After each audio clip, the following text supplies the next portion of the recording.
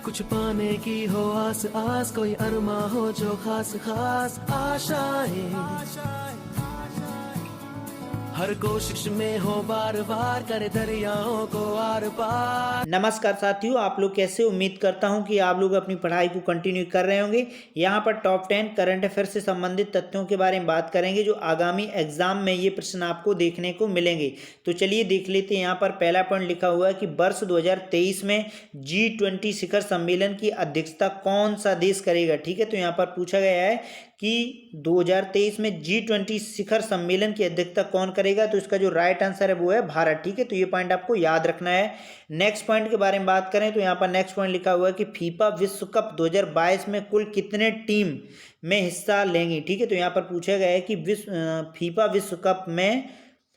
विश्व कप 2022 में कुल कितनी टीम में हिस्सा लेंगी। ठीक है, तो इसका जो राइट आंसर है यानी 32। फीफा विश्व कप जो 2022 का होगा उसमें कितनी टीमें भाग लेंगी? 32। ठीक है, तो ये पॉइंट आपको याद रखना है। नेक्स्ट पॉइंट के बारे में बात करें तो यहाँ पर नेक्स्ट पॉइंट लिखा हुआ है कि वर्ष 2023 में विश्व का सर्वाधिक आबादी वाला देश कौन सा बनेगा। ठीक है, तो यहाँ पर पूछा गया वर्ष 2023 में विश्व का सर्वाधिक आबादी वाला देश कौन सा बनेगा। तो इसका जो राइट आंसर है वो है भारत। ठीक है, तो याद रखना है कि अभी कौन था? चीन था। इसके बाद अब जो 2023 में इसकी जनगणना या फिर कोई जब मानक आएगा तो उसमें 2023 में कौन दिखेगा? भारत। ठीक है, तो ये पॉइंट आपको याद रखने हैं। यानी वर्ष 2023 में विश्व में सर्वाधिक आबादी वाला देश कौन सा होगा? भारत। ठीक है, नेक्स्ट पॉइंट के बारे में बात करें तो नेक्स्ट पॉइंट लिखा हुआ है कि किस देश के चुनाव के लिए राजीव कुमार को अंतर्राष्ट्रीय पर्यवेक्षक के रूप में आमंत्रित किया गया है। ठीक है, तो यहाँ पर पूछा गया है कि किस देश के चुनाव के लिए राजीव कुमार को अंतर्राष्ट्रीय पर्यवेक्षक के रूप में आमंत्रित किया गया है।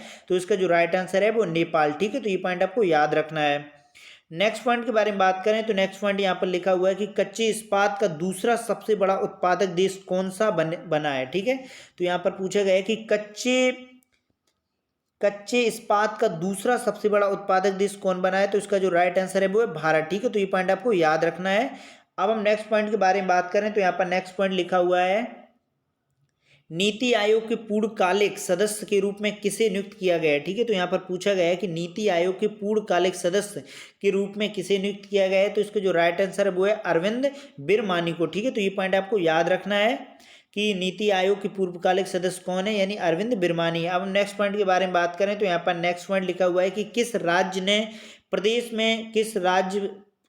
ने प्रदेश में रामायण और महाभारत सर्किट बनाने की घोषणा की है। ठीक है, तो ये इसका जो राइट आंसर है वो है यूपी। ठीक है, यानी उत्तर प्रदेश। इसे आप याद रखना है। नेक्स्ट पॉइंट के बारे में बात करें तो यहाँ पर नेक्स्ट पॉइंट लिखा हुआ है कि मेटा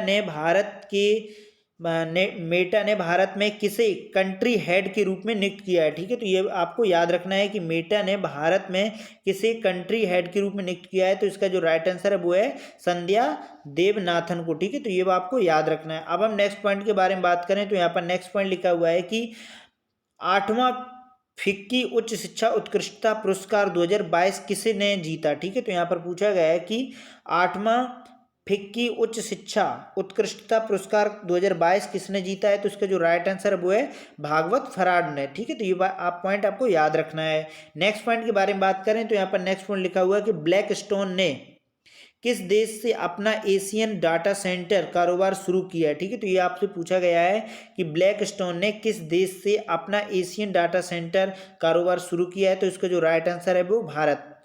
तो ये पॉइंट आपको याद रखना है। यहाँ पर हमने टॉप 10 करंट अफेयर से संबंधित तथ्यों के बारे में डिस्कशन किया और ये आगामी एग्जाम में आपको ये प्रश्न देखने को मिलेंगे, तो आप इन्हें याद कर लीजिएगा। तो फिर एक नई वीडियो में अन्य तथ्यों से संबंधित बात करेंगे। तब तक के लिए नमस्कार।